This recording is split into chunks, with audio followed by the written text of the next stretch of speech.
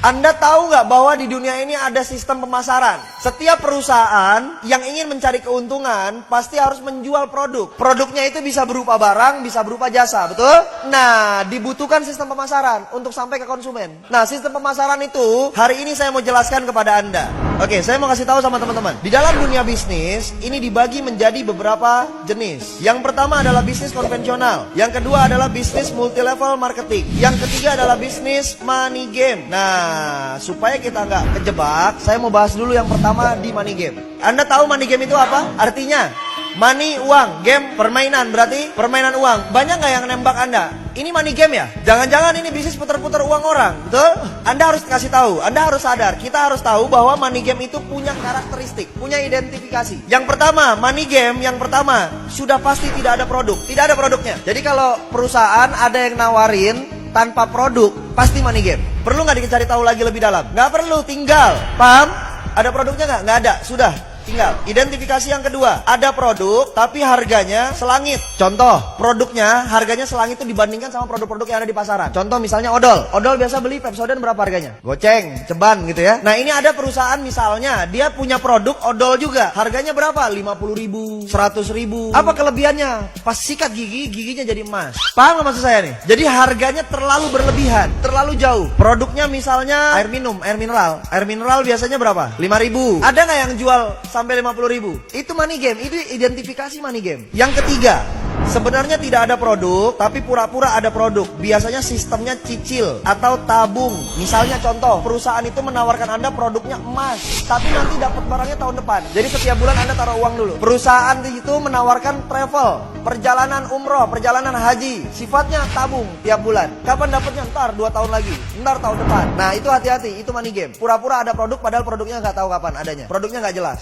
Paham? Dan ini udah banyak di masyarakat. Jadi 3 identifikasinya. Anda ketemu sama perusahaan seperti ini yang nggak ada produk, atau produknya harganya selangit, atau nggak ada produk tapi pura-puranya ada produk dengan cara mencicil atau menabung. Sudah, tinggalkan, itu bukan perusahaan yang benar. Paham? Oke. Kemudian konvensional, ini yang terjadi di sekitar kita. Pasti ada warung atau toko di sekitar Anda, betul ya? Nah, konvensional ini sistemnya begini. Semua perusahaan, tadi saya bilang, semua perusahaan pasti sifatnya melakukan penjualan, betul? Yang dijual apa? Produk. Nah, barang tersebut pasti diproduksi dulu kan? Di mana? Pabrik. Dari pabrik, apakah langsung ke konsumen? Tidak. Dia lari dulu ke distributor besar. Dari distributor besar, dia lari lagi ke distributor kecil. Dari distributor kecil, dia lari lagi ke agen-agen. Dari agen, dia lari lagi ke warung-warung atau toko. Dari warung-warung, baru dia lari lagi ke konsumen. Paham? Oke, yang saya mau tanya, konsumen tahu nggak ada barang yang di warung, ada barang di agen, ada barang di distributor kecil, di distributor besar? Taunya dari mana? Harus ada iklan.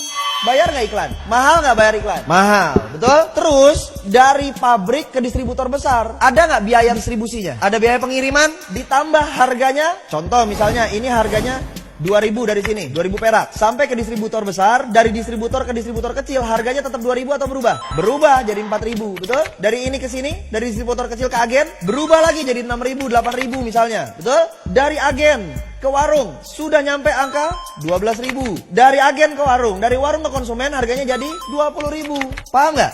Padahal modal awalnya berapa? Nah, kelebihan itu banyak dibagi-bagi. Menjadi jalur distribusi, menjadi jalur iklan, menjadi jalur marketing. Itu di jalur apa? Konvensional. Semua warung begini, semua barang yang ada di sekitar Anda begini prosesnya. Rokok begini, sampo begini, sabun begini. Paham? Oke. Saya nggak banyak bahas di situ. Yang saya banyak mau bahas adalah nih, multi level marketing.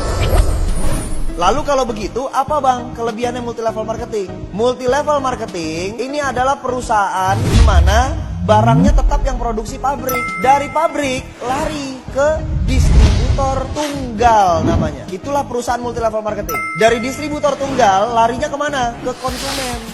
Langsung. Loh, terus bang, kan konsumen ini kan member. Ya, dia member. Terus member biasanya tugasnya ngapain? Cerita, betul? Akhirnya ada orang yang gabung sama dia, betul ya? Berarti si konsumen ini bisa menciptakan konsumen yang lain ya? Artinya apa? Konsumen ini otomatis garis miring marketing. Berarti konsumen ini garis miring bintang iklan. Berarti konsumen ini garis miring apa? Distributor. Paham? Dari sini konsumen menciptakan konsumen lagi, menciptakan konsumen lagi. Harganya dari pabrik ke distributor tunggal, dari distributor tunggal ke konsumen, ke sini sama semua nggak? Sama. Jadi kelebihan dananya tadi kelebihan-kelebihan dananya tadi, itu dialirkannya kepada siapa? Kepada kita, karena Anda marketingnya, Anda distributornya, Anda bintang iklannya. Berarti kita yang dibayar mahal oleh perusahaan multilevel marketing. Paham? Berarti Anda distributor kan? Berarti Anda keren nggak? Bergengsi apa tidak bergengsi? Bergengsi. Kenapa harus malu? Anda distributor loh. Distributor, kalau kalau toko-toko distributor itu yang gede, yang banyak stoknya banyak, yang barangnya banyak. Berarti modalnya gede nggak? Kalau kita di multilevel marketing, modalnya perlu gede nggak? Nggak perlu. Paham? Oke, satu kelebihan lagi yang saya mau bahas. Anda lihat, Anda perhatikan. Biasanya jumlah barang yang dimiliki konvensional dari pabrik, dia ngoper ke distributor besar ini biasanya bersyarat. Artinya paket besar. Anggap misalnya 10.000 piece. Begitu sampai turun ke distributor kecil, ini turun menjadi 2.000 piece. Dari sini turun ke agen misalnya 500. Ke warung-warung misalnya 100. Ada batasan jumlah barang yang dikirimin, stoknya. Berarti pertanyaan saya begini, si warung ini bisa nggak lebih kaya daripada agen? Nggak mungkin orang jualannya cuma 100 tiap hari. Agen jualannya 500 tiap hari. Mungkin nggak dia lebih kaya daripada ini? Tidak mungkin. Agen mungkin nggak lebih kaya daripada distributor kecil? Tidak mungkin. Distributor kecil mungkin nggak lebih kaya daripada distributor besar? Tidak mungkin. Betul? Oke. Sekarang saya mau tanya, multilevel marketing, si konsumen ini jual produk nggak? Jual. Produk siapa yang dijual? Produk perusahaan, bukan produk dia. Punya stok nggak masing-masing? Punya. Stok buat apa? Buat konsumsi, bukan buat dijual. Paham nggak? Stok yang dimiliki member yang bergabung itu adalah stok konsumsi, bukan stok untuk dijual. Yang dijual adalah produk perusahaan. Berarti ada batasan nggak stok barangnya? Tidak ada. Bisa nggak kejadiannya begini? Konsumen yang atas jual cuma 50, konsumen yang bawah jualnya 100. Bisa? Bisa. Siapa yang kaya? Ya dialah yang dapat untung banyak. Yang ini cuma jual atu. Berarti yang lebih kaya yang mana? Yang bawah. Tadi ada kalimat kan? MLM adalah bisnis yang memperkaya yang di... Salah atau benar? Salah. Karena justru multilevel marketing lah yang melawan konsep bisnis memperkaya yang di atas. Kalau konvensional, udah pasti yang atas yang lebih kaya. Kerja di kantor, udah pasti yang atas yang lebih kaya. Gaji staff sama manajer gede mana? Berarti itu yang memperkaya yang di atas. Kalau multilevel marketing, tidak memperkaya yang di atas sama sekali. Oke, berarti kita harus bangga dari perusahaan multilevel marketing. Berikan aplaus yang luar